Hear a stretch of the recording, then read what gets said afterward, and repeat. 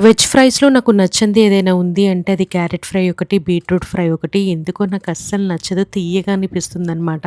కానీ మమ్మీ అన్నారు, "ఈసారి నేను చేసి పెడతాను. ఒక్కసారి ట్రై చేసి చూడు బావుంటుంది" అని చెప్పి స్టార్ట్ చేశారు.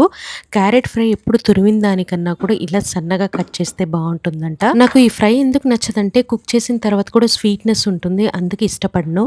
మమ్మీ అన్నారు, "ఇలా ఎక్కువ పచ్చిమిర్చి వేసుకొని, కరివేపాకు వేసుకొని చేస్తే నీకు ఆ స్వీట్‌నెస్ అనేది ఉండదు. అండ్ తాలింపు వేసేటప్పుడు అప్పుడే ఉప్పు వేసేయాలి. క్యారెట్స్ వేయకముందే ఉప్పు వేస్తే నీకు ఆ స్వీట్‌నెస్ అనేది రాదు" అని చెప్పి స్టార్ట్ చేశారనమాట.